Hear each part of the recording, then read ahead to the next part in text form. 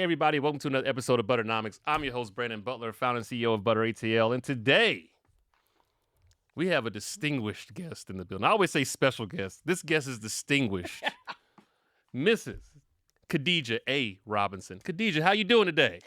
I am lovely today. Don't be using your corporate voice. Use your real voice. Oh, you want me to break out my Savannah, Georgia?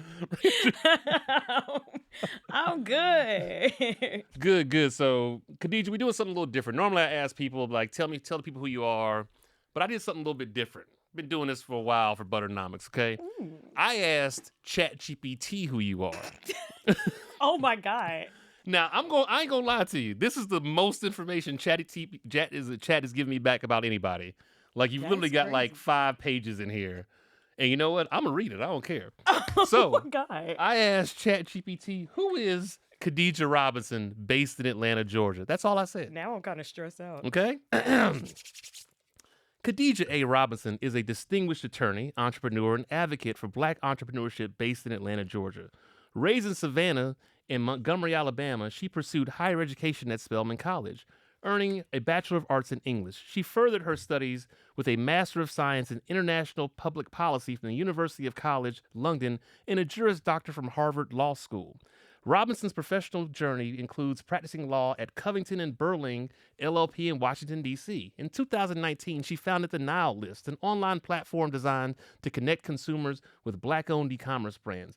This venture was acquired by Empower Global, led by Sean Combs, where she served as CEO for 2 years, overseeing fundraising, operations, and development. Currently, Robinson serves as the program manager for the Center for Black Entrepreneurship's Lift Incubator at Morehouse College. In this role, she leads initiatives supporting Black and Brown tech founders in Atlanta's startup ecosystem. The incubator's first cohort featured 14 companies with top applicants receiving grant funding to propel their growth. Beyond her work at CBE Lift, Robinson is involved in several initiatives: The Pit, a co-working space for Black founders to collaborate, share resources, and build partnerships; the Black Ambition Fund, an inaugural entrepreneur in residence for Pharrell's Black Ambition Fund, which she mentors Black and Latinx founders, guiding semifinalists and finalists competing for significant fundraising prizes; and Fictive Ventures, serving as general partner at this venture fund. Robinson invests in early-stage Black startups, addressing the racial funding gap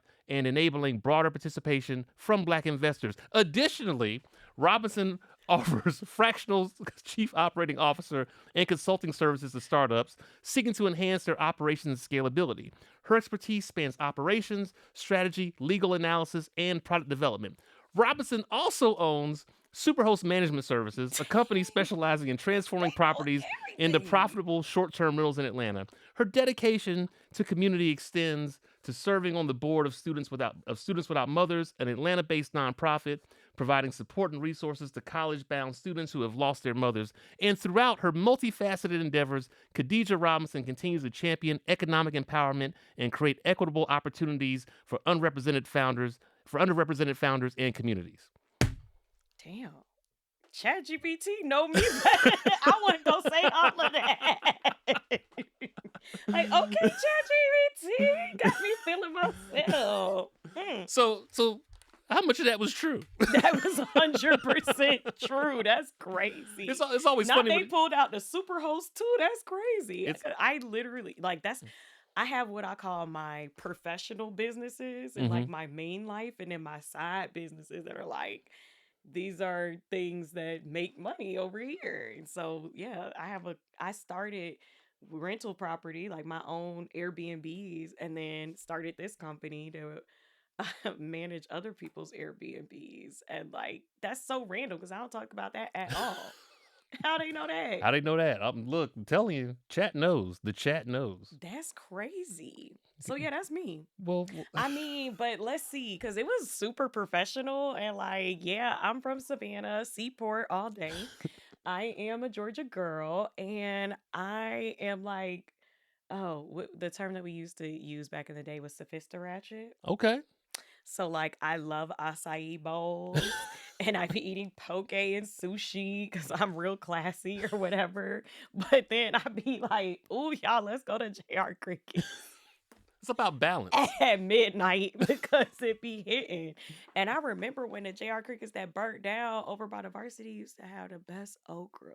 Mm, yes. Look, JR Crickets at midnight is a whole experience in it within itself. Like, I All know I'm because that's when I saying. normally go. Right.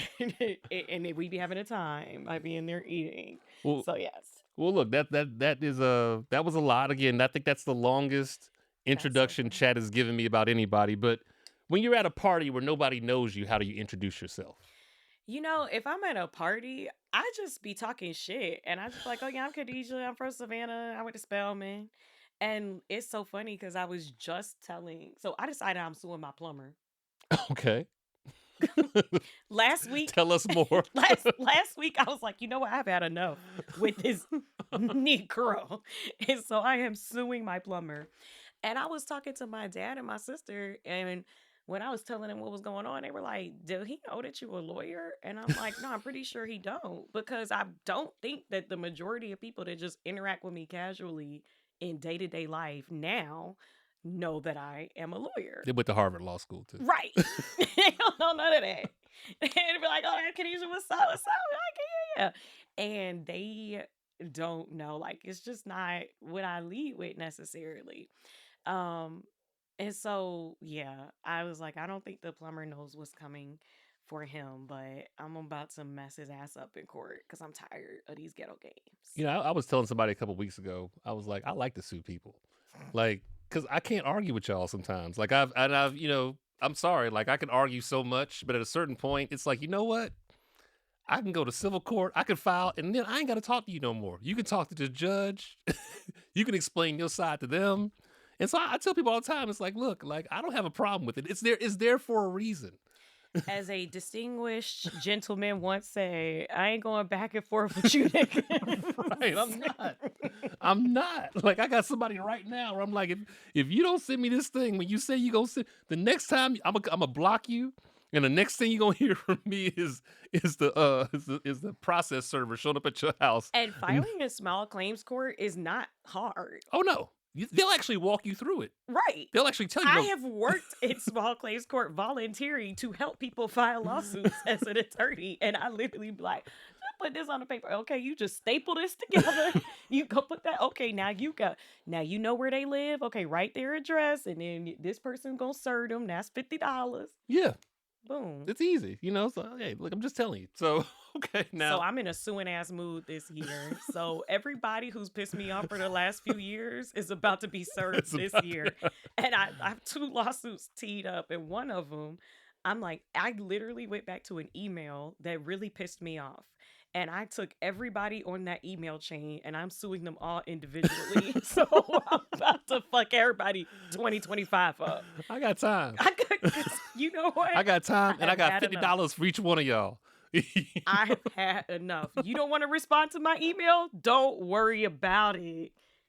Don't worry. So, that's a good transition. We were talking offline, and you told me about this book you read called Surrounded by Idiots. Whoo. What was your Yeah. biggest takeaway from that book? So the book is supposed to describe these different behavioral archetypes.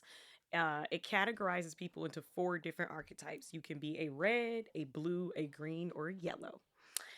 And it's supposed to help you understand people's behavior based on their archetype and how you can interact with them better, how you can work with them better, and hopefully like get along with less friction.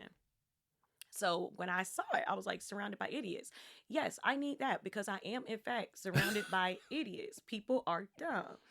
And I read the book and I think it was very helpful because I do fall prey to the ideology that, like, if you're not doing it the way that I would do it, then it does not make sense. Yeah. So I know that. I recognize that about myself. So I did get a little bit of enlightenment, like, okay, I'm a red, very, very, very clear red. Apparently, we real aggressive ass motherfuckers, and we just be like, let's get this shit done. You doing all this talking, and we need to be doing the thing. So we're very much like that. We are very cut and dry. So a lot of people will be like Khadijah need to say thank you. I will say I am the type of person who will send an email and whatever I want is in the subject line, and there's nothing in the body, and you just need to do the thing and respond to the email. Like, Yeah, that's it. that's it. I'm not gonna be like, "Hi, good morning. How are you? I hope all is well." For what? No, email, subject, thanks. So I'm that type of person. It was helpful in the sense of understanding that some people are different. However, there are still a lot of stupid people. So I'm like, how do you deal with people who, okay, I'm a red, they might be a blue, but then they're actually just still dumb? Which is a lot of people. Like, we have a literacy crisis in America. We do have a literacy crisis, 100%. And especially amongst the Black community. Like, I used to be heavy on Twitter before Elon took it over and like messed up the whole vibe. And I was going back and forth with some Black Magamite, and they were like, Black kids can't even read. We need to focus on that before we focus on X. And I was like, before I argue with somebody, I go and research the facts to make sure that what I am saying is actually based in fact. And when I went and started looking at the literacy rates amongst Black children, I was like, no, they really can't read. You really can't read. No. They really can't read. Like, half of Black kids in the 8th grade are not literate. And I was like, wait, what? So I was shook. And then I was like, oh, everything makes so much more sense. As I'm going about life and I'm interacting with people, I'm like, oh, of course, this is the way it is because you can't read. So, like, duh. Like, I just, why would I expect anything different? Y'all Negroes are illiterate. And I hate it for us. And I want it to be better. But I think it helps me temper my expectations when I just already know that I'm about to be walking into just illiteracy. I used to intern and work in radio for a while, and I remember a very, very well known radio host who I was talking to. And I think he told me, this was a long time ago. He was like, yeah, like most people read at like best like a 6th grade level. And he was like, so you just, even when we put stuff together, like we have to put it together because honestly, Brandon, like a lot of people aren't going to get this. When you're talking about the masses and that scale. And I think a lot of times, like we get in our bubbles, we got our friends, everybody's college educated and everybody, and we got our cousins too. I got some cousins that, but a lot of times too, when you don't think about it. And so even I even put that in like a lot of stuff that we do from a content and copy standpoint, like not that you got to dumb it down, but you got to simplify some things, right? Because if you really want to catch fire, like it's got to be, I mean, even when you look at just how the kind of things that go viral, like how things are like written and positioned, it's like, yeah, like this is like at a, this isn't like MBA or like, legal level. This is like ABC 1, 2, 3. Bruh. And I had to even get myself from like going back and forth with people online because I'm like, wait a minute. You don't even know the difference between their with an apostrophe and their like possessive. Why am I arguing with you? You don't know weather versus weather. So, oh my God. I'd be thinking about in the dating context, I think about this, Brandon, because I realized that I require a certain level of intelligence in dating when I was dating this guy. And this is when I lived in DC. He was taking me back home and he was like, my GPS telling me I need to turn on Arkansas. And I was like, ooh, Arkansas? That would be Arkansas. But I'm not gonna be too down on you because if you ain't never said it, which means that you never were in social studies. He must have been handsome. Then you don't know it's not Arkansas, it's Arkansas. Okay. But then the first time this man entered my house when he was taking me home, the same trip, he comes in and I have bookshelves with books. I read a lot. I've always read a lot. I had a book blog back in the day. That was like my little hobby. I'm in a book club. And he walks in, he like, oh, you be reading? And I was like,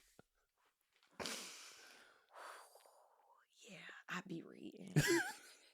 Then this man proceeded to tell me with his full chest, I ain't never read a whole book in my life. And I was like, I can tell. And then he got mad. And I was like, I was just agreeing with what you said. It's evident. I wish I was this handsome. It's evident you ain't ever read a whole book. It oozes from your pores. That was the last time we talked. But you know, He definitely hadn't read a map before. bruh, this man said Arkansas, and I was like, oh my God. So yeah, again, it's hard out here in these streets. Well, business, personal, everything. well, speaking of business, when did you decide that like the corporate route and the legal route, you want to kind of focus more on entrepreneurship? How did you start to make that pivot? Oh gosh. So when I was in law school, I already hated it. And then I was like, I'm just going to graduate and work with all these same people. Like, we're all going to the same law firms. So that's going to be real lame. And lo and behold, it was lame. So, oh God. You know what? I had an epiphany. And I had been going through all of these spaces. Growing up, I was in a magnet program. So I was always in this like little group of smart kids. But even amongst that group, I was always the smartest. Mm-hmm. So then I go to Spelman. And when I went to Spelman, my dad, he's a professor.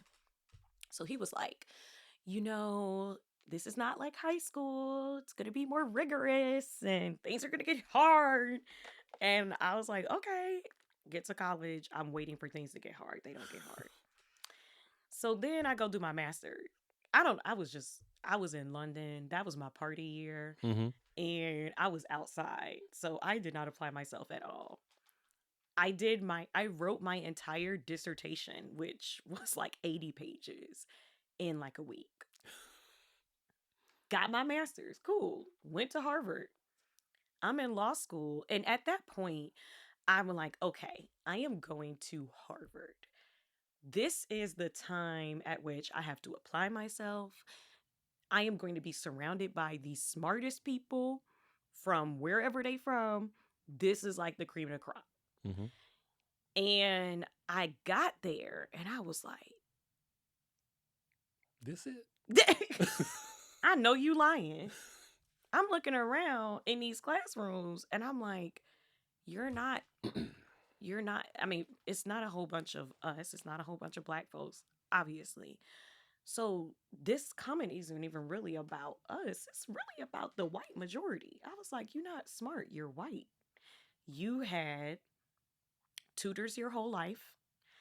You had your parents investing thousands of dollars into your LSAT prep class.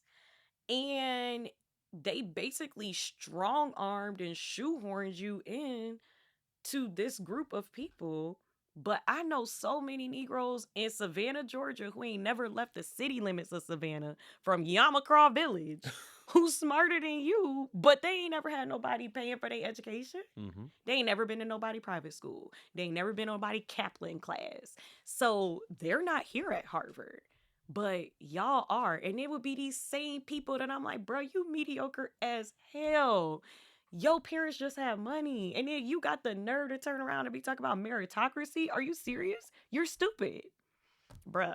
So I just got really, really pissed. Like when I tell you next level, my blood pressure high while I was in law school, because I was like, these people are dumb. And then they about to come out and run the world and they're going to continue to perpetuate this same ideology. They think they got here on merit. So then they going to go over here talking about merit. And we see it now. They all like mad about DEI. I'm like, baby, you are DEI. Let me tell you about how you got into these spaces through money and means and a level of structure and support and all the other things that you need to do well academically and do well in life that a lot of us never had. So it's not like you literally just inherently are smart. You got here with help.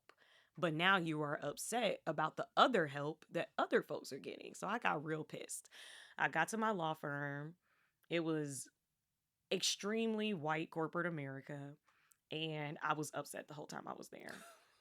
I was keeping like a little file. I was literally keeping my EEOC file, like in case I need to come and tell y'all about yourselves.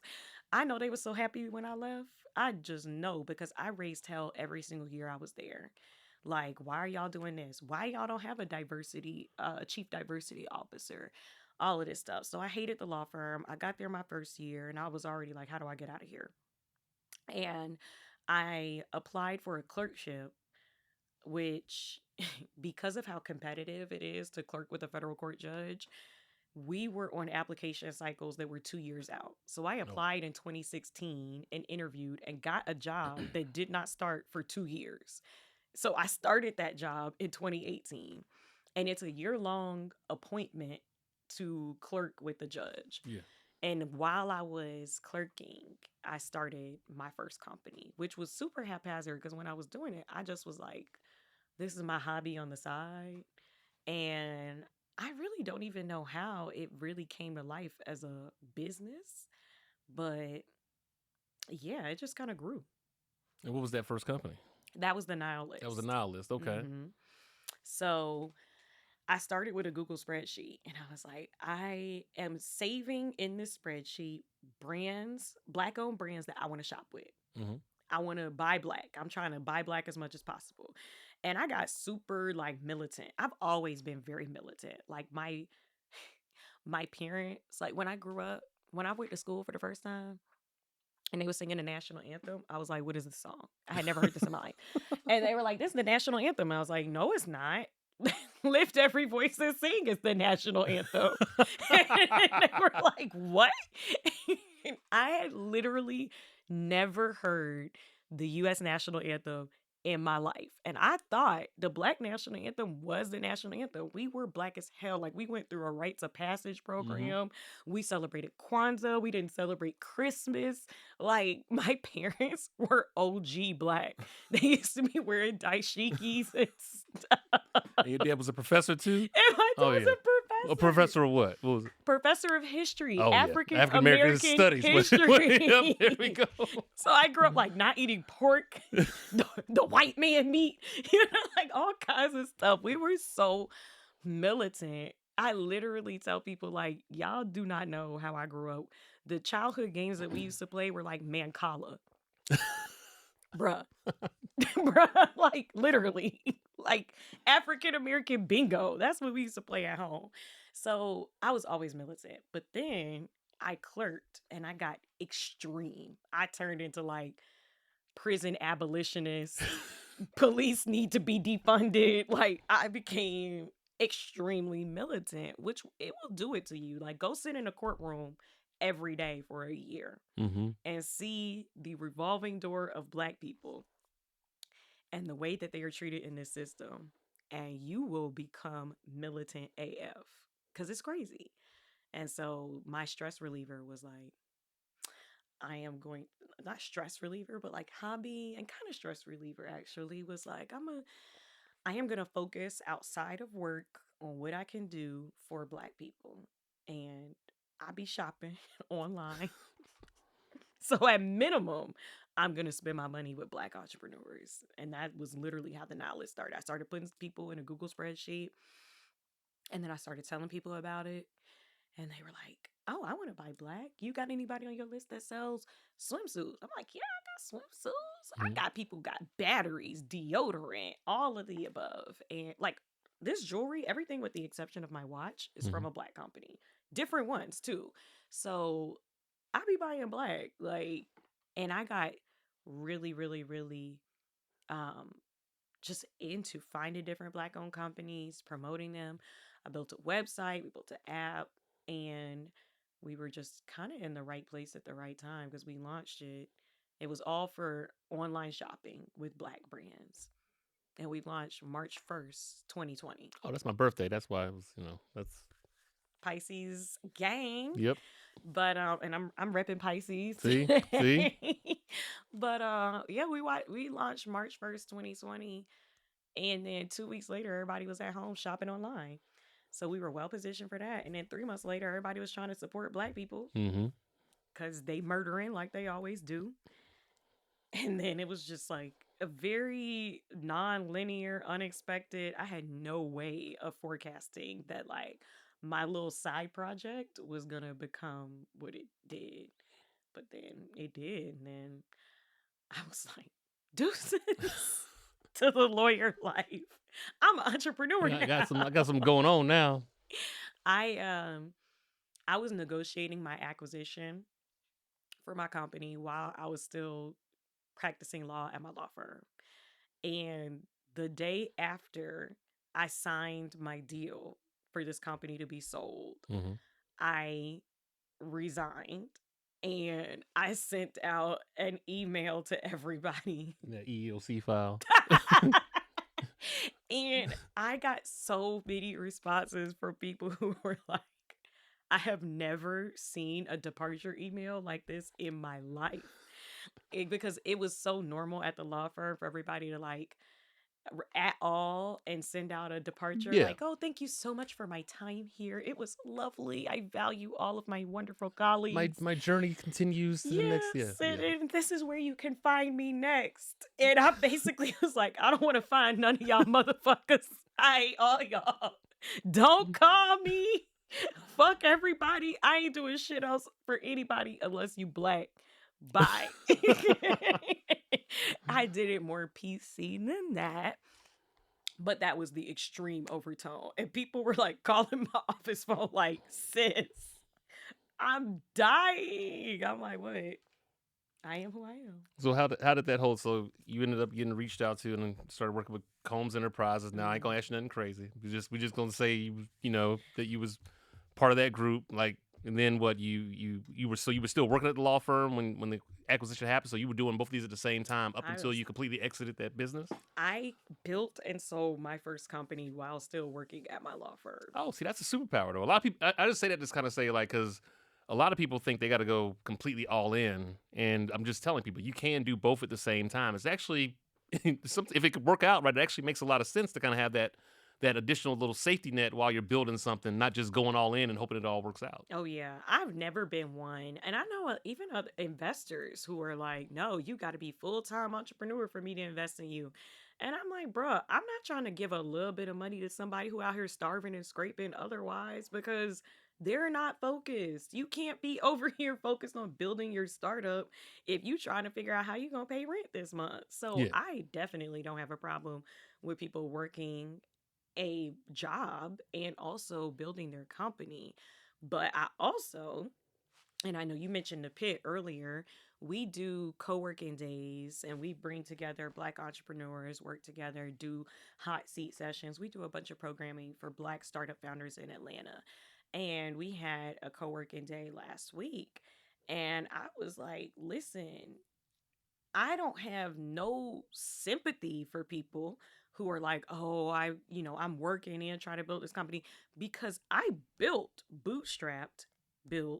scaled by myself, only person working in a company, and then sold an entire company. So I don't want to hear you ain't had time to do this. I'm like, bruh, somebody came up and asked me, like, well, how did you manage your time? And I'm like, I mean, I'm gonna be very real. I slept about 4.5 hours every night.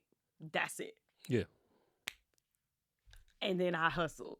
I did not take off any weekends. I worked every single day. Every single day I worked in some capacity for somebody, myself or the law firm. So like it's not like you are going to be living a wonderful, beautiful, balanced life if you're trying to work and also really get out the mud with a company, but you could do it. You can do it. It's possible. And yeah, I think again, you see the influencers online with their morning routines and they're over here and I'm like, no, that ain't what it's like. Like again, I know, trust me. I was up last night working on stuff till actually I had an emergency call because something happened.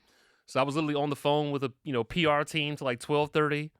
Then I slept for it's about 5 a.m. this morning. Got up, sent emails, got my kids out the door, came back home, got on immediately 2 calls for 2 hours, threw some water on my face, jumped in the shower, and drove down here. I mean, that's what it's like. And then you know what? I'm gonna do it this evening too. And then this weekend I'm gonna be working on stuff. And like, yeah, like when you get to a certain point, maybe. But I think even for certain, I think for like real entrepreneurs too, at least, but people that like working, like I don't even necessarily see a place where I'm just not doing anything. I think at a minimum, I'll probably ramp down. I'd like to have something to where at a certain point, it's like, I spend a couple hours on the week or it's a little more of a passion project. But right now, yeah, we working. We working. We grinding. And that's what I said. That's when I think about who I invest in and when I think about who I spend my energy on, I have like two really big criteria for entrepreneurs. Like, you got to, number one, be willing to get it out the mud. That's why we call the organization that we built the pit. Like, Mm-hmm. are you gonna get in the pit and build this shit? Yeah. You not building it from the rafters. Right. Like, this shit ain't cute. It's not like, oh, I'm an entrepreneur. It's like, bruh, sometimes you fighting for your life in that pit, but you making it happen. And then also, you cannot be hard headed, because it's a lot of hard headed people out here who don't listen to shit, and then be trying to understand why the stuff they're doing doesn't work. And I'm like, I mean, if you had to listen when somebody told you that that wasn't going to work and you should think about doing it this way, then maybe you'll be in a different place. So, yeah, I was very big on seeking out other people when I was starting in my journey, seeking other people who could help me, who had advice, who had been there, done that, built stuff. And then I was in the trenches. I Yeah. was a corporate lawyer. By the time I left, I was making over $300,000 at my law firm. And that did not stop me from bootstrapping the hell out of my Yeah. company in my Jimmy Choos, walking around with my clipboard. I would go out on weekends and canvas at different events and be like, I'm building this. Can I sign you up for the mailing list? Going up, talking to people at like different Black business like pop-ups and Mm-hmm. stuff, being like, will you consider getting on my platform? And I was out here like us talking to people, literally walking around with my little Prada bag. Like, let me get you to sign up, like the little Humane Society people that be trying to grab you on the Mm-hmm. sidewalk. Like the lady in Kroger trying to get me to sign up for AT&T. It's like, That was me. That was me. And now folks want to just be like, oh, I'm going to turn on some Facebook ads. I'm like, bruh, nah, you got to get out no, there. look, when I started Butter, I remember, because I didn't even really do social media personally. So like for me, 1,000 followers was like all the people in Atlanta. I remember when we had our launch party, I just remember saying, like, if we can just get to 300 followers by the launch party, like, this thing's going to be lit. And I think we got like the 305. And I was like, oh, yeah, we going crazy. You know what I'm saying?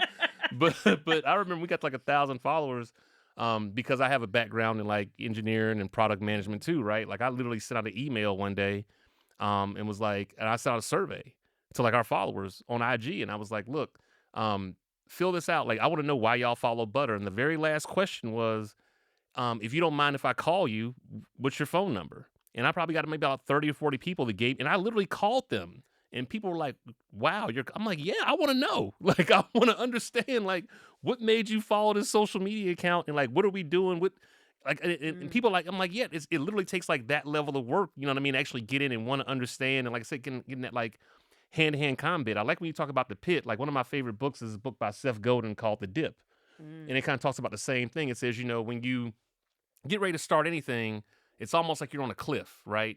Whether you're graduating college or graduating high school, about to go to college, or you're getting ready to start a business, you're on this cliff, and everybody's like, congratulations, you did it. It's about to be amazing. And you look over that edge, and there's a dip, there's a pit, there's a valley, right?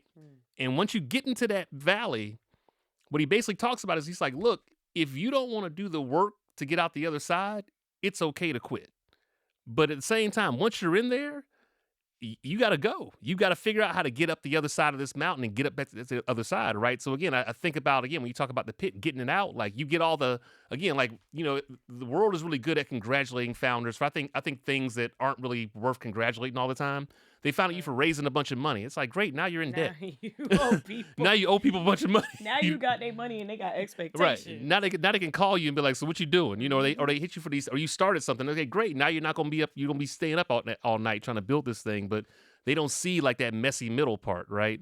And I think, I don't know. I think we got to like flip that around a little bit more. But even in going through that process, like, what are some of the biggest lessons you learned going through an acquisition? Because a lot of people want to get to that part. And, I don't think they really understand how many deals fall apart in the acquisition process because you don't have your paperwork together, or, just things happen, right? Like, what are some of the biggest things you learned just going through that acquisition process? Oh gosh. Okay, so the biggest thing that I talk to entrepreneurs about is like, what do you actually want out of an acquisition? Now that I'm older and wiser, I very strongly believe that I will not again in my life sell a company and myself with it. Mm. I'm not coming. So whatever it is that you want, it got to be in the company itself. Yeah. I'm not coming to work for you. Mm-hmm. I actually only know one founder who's ever had a good experience with the company that they sold to, going in and actually working in that company as a part of the acquisition. Everybody else in the startup round typically is put on a vesting schedule once they get Right. to the acquiring company. And what that means is you the any equity that you get in the new company vest over the course of typically 4 years.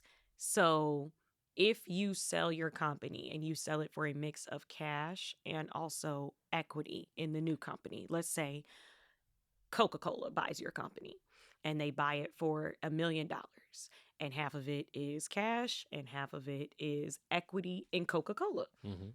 and that equity vests over 4 years. Then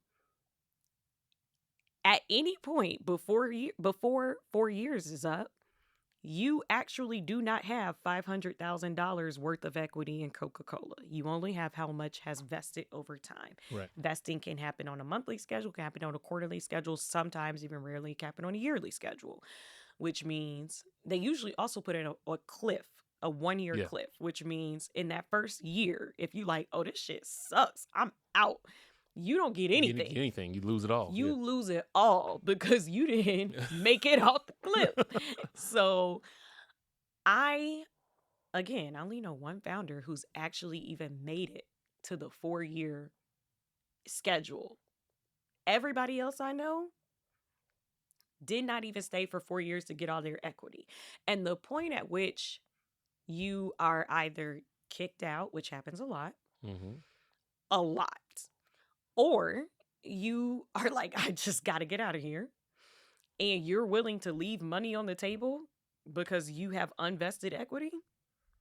You can just imagine what the experience is like Mm-hmm. in that place. So um going forward, I'm like, I might give people like a couple months transition to make sure everything is in place, and then I'm out. I ain't selling nothing else where I got to be working there because it's crazy out here in these Yeah. streets. I always tell people that, and also work backwards. What do you need to get out of an acquisition, and understand that from the very beginning of building the company. And I ask founders that all the time. So like I work with Black Ambition, and I had a goal setting and a strategic planning session for Black Ambition founders. And one of the things I did with them was like, okay, where do you want this company to end up ultimately?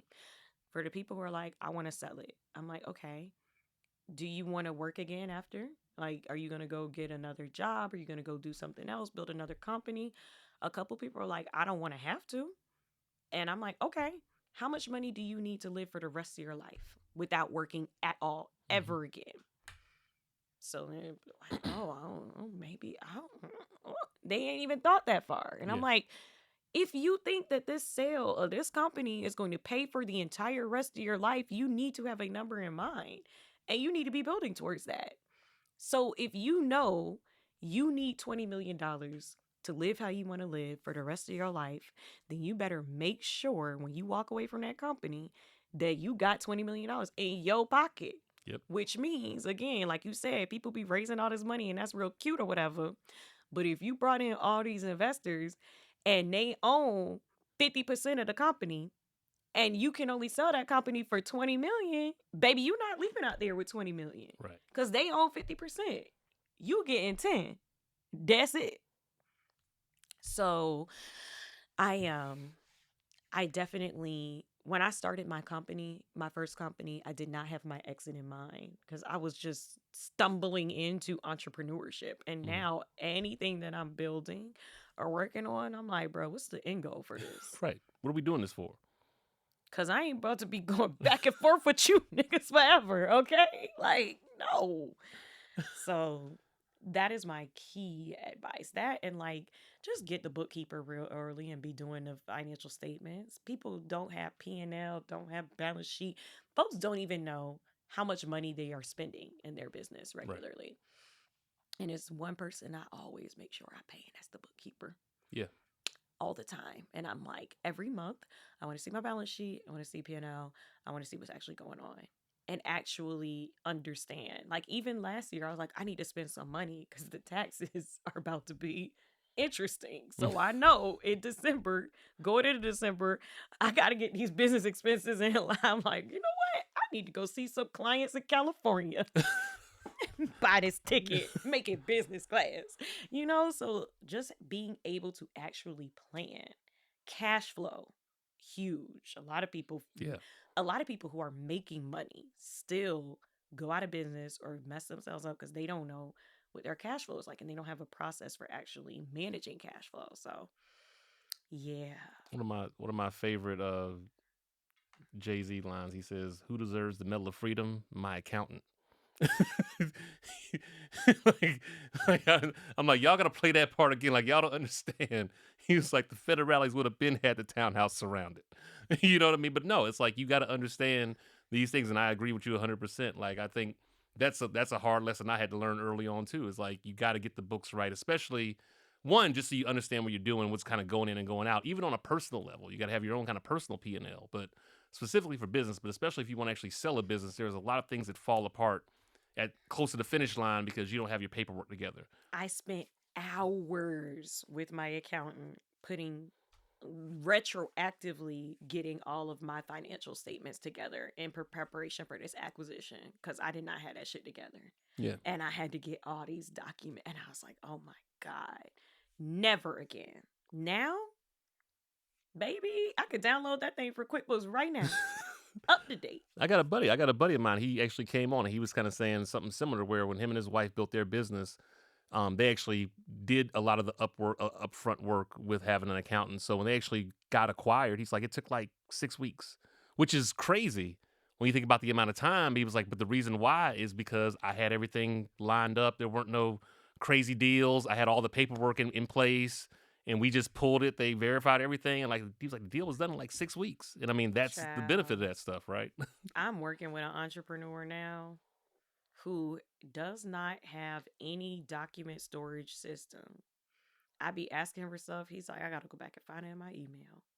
And I'm like, bruh. Whew. Well, look, Bruh. you working with these folks, and that's one of the reasons because now you have a venture fund, I do. and we know that there's a lot of challenges, especially for Black founders, especially Black women founders getting access to capital. But like, what's one of the biggest misconceptions that people have about just fundraising at this level, especially on the VC side? Um, so the reason that my partner and I started this venture fund is because we wanted to change the landscape of venture. I think one of the biggest misconceptions about venture capital is that it is a good positive step in the right direction for your company. Usually it's not for us. And I've been telling these Black founders, I'm like, if you at all can avoid raising venture, avoid it. This landscape is predatory. It is like, it's worse than payday loans. But they've glamorized it so much that these folks be looking at Forbes and TechCrunch and thinking this is the goal. And I'm like, bruh, do you know what founders deal with after they take in venture for their company? The road to get there, I think, is so arduous for so Mm-hmm. many of us. It's so hard that we view it as an accomplishment in itself. But raising money is not an accomplishment. That just means that you have brought in money that your business couldn't bring in through revenue in order to grow. And now you actually got to grow. That's the hard part. Yeah, that's the And expectation. a lot of people don't grow. So a lot of times, like, investing in venture is considered risky because of the number of companies that go out of business. I think that there are so many reasons why companies go out of business, but in the startup space, a lot of times, them people didn't never have no business even starting a company with whatever they doing. Mm-hmm. But they convinced somebody to give them some money to turbocharge, and now they selling the most ridiculous nonsense. Stuff that nobody asked for. Who asked for this? I ask founders all the time and they get so offended viscerally when I'm like, well, who asked for this? I just came up with it because I'm solving my own problem. They'd like to say that all the time. Yeah. I'm solving my own problem. Okay, well, how many of yous is it in the world? How many other people got the same problem? Bruh. And I'm just like, y'all be coming, and then y'all wonder why this don't work.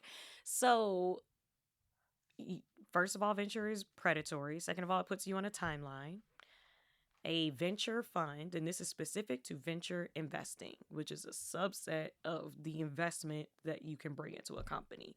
But venture capital funds have a life. The fund usually lives for 10 years, typically 8 to 10 years. They need to pay back the people who invested in the venture fund at the end of that time period.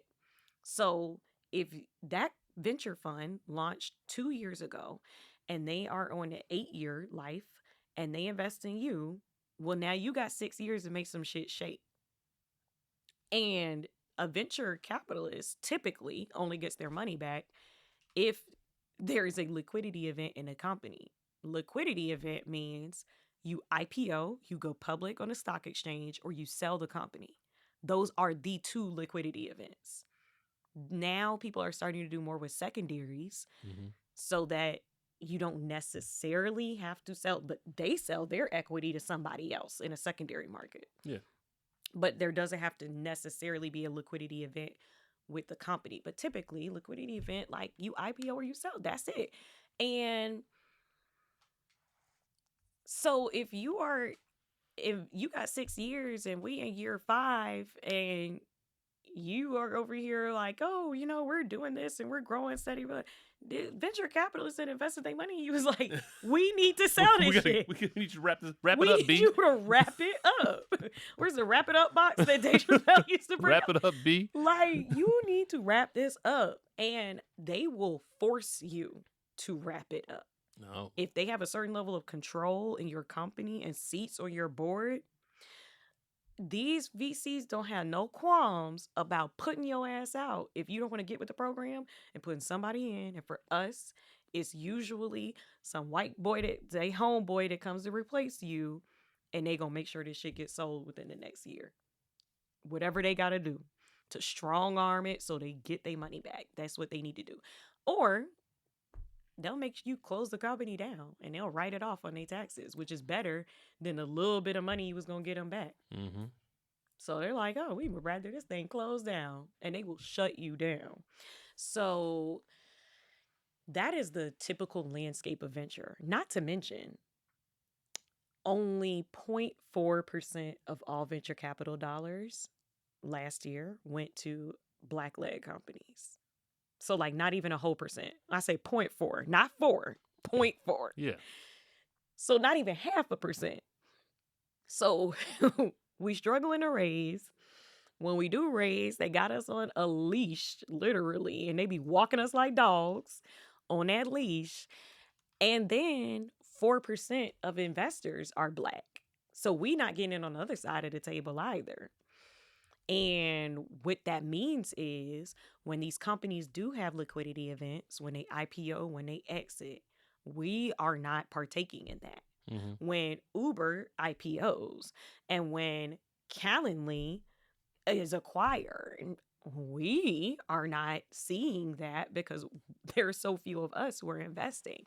So we launched this fund to really address the gap in a holistic way. The gap with investors, the gap with companies, and also because I very strongly believe, after having sat in the courtroom for a year in addition to practicing law, when I got radicalized, I realized that we can't just put Black people in the same place that white people were and then think that things are going to all of a sudden change. Mm-hmm.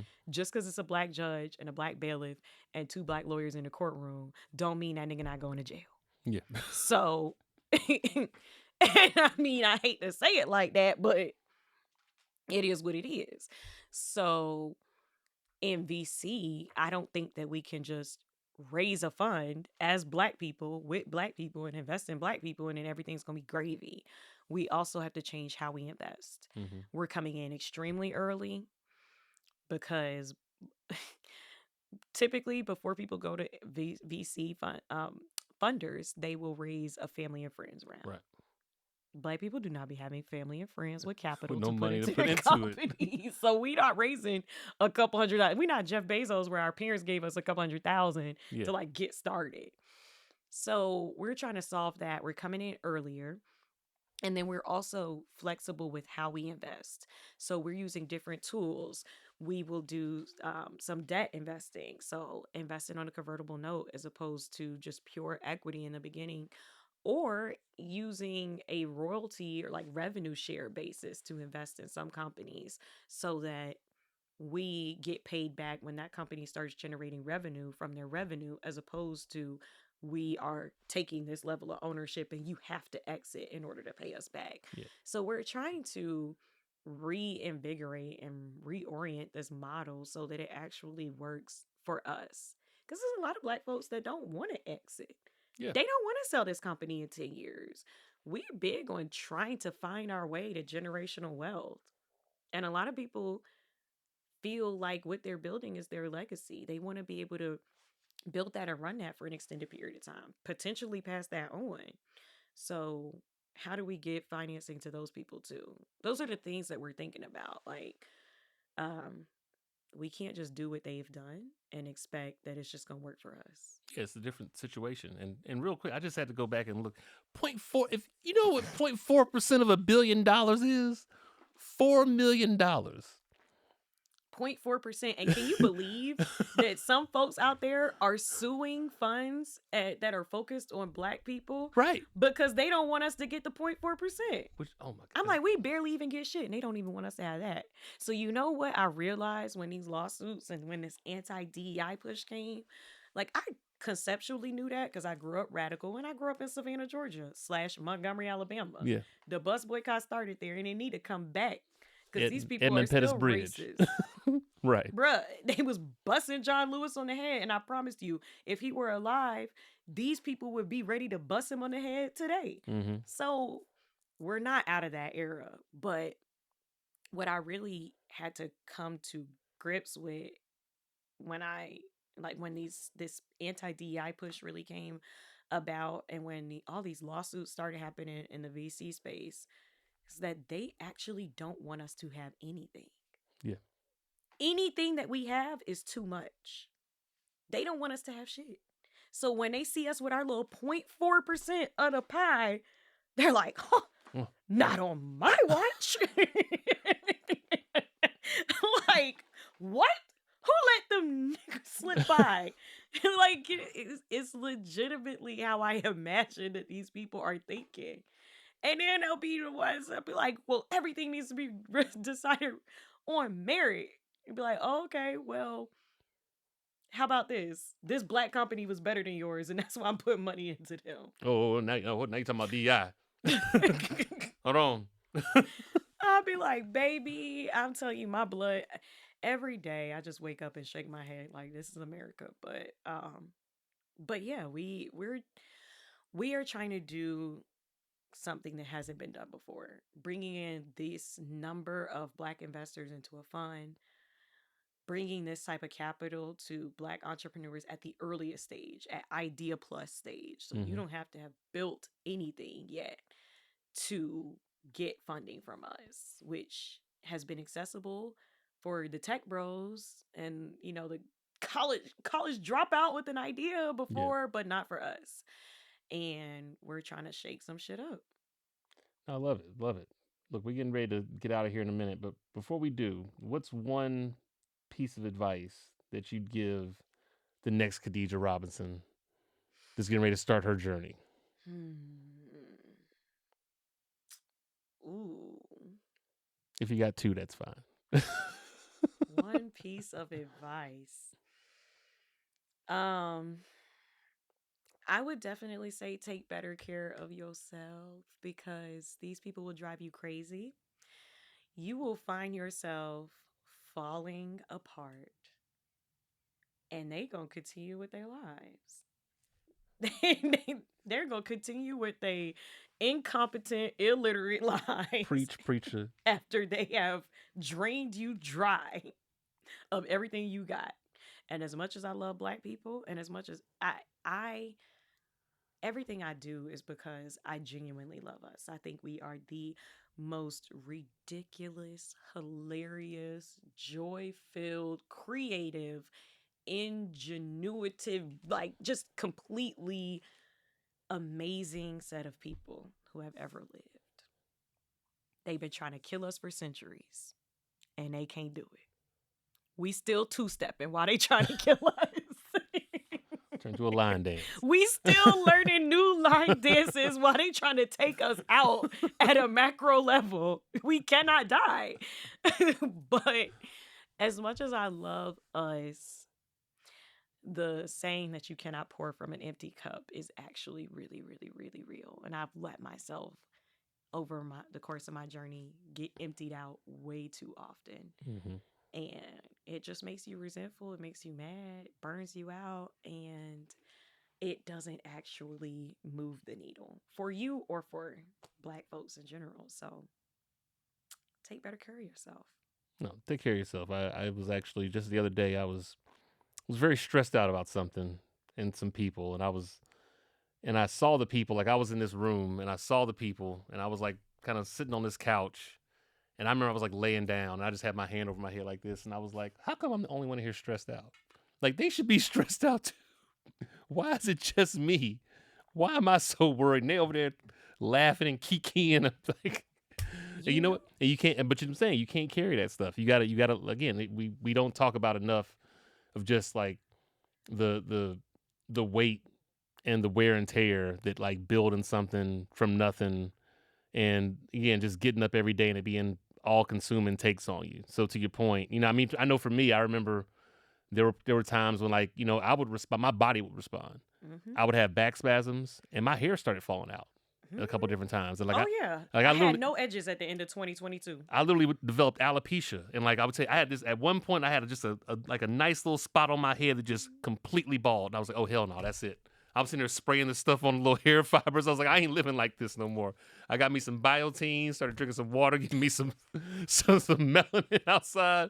I said, I can't do this. So no, man, you got to balance yourself. You gotta take care of yourself. Khadijah, this has been a great conversation. Please, before we get out of here, tell people how they can find out more about the stuff you're working on, the pit, how they can find you, support you. Like, let them know where to go look. I am on all social media at Deja Don't Need You. I love that IG, just so you know.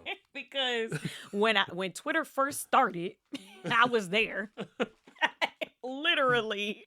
And I grew up loving Queen Latifah character in Living Single. And her name was Khadijah. And her little line that she used to say people all the time was, Khadijah don't need you, honey. And I was like, yes, period. I don't need y'all. I ain't going back and forth with you.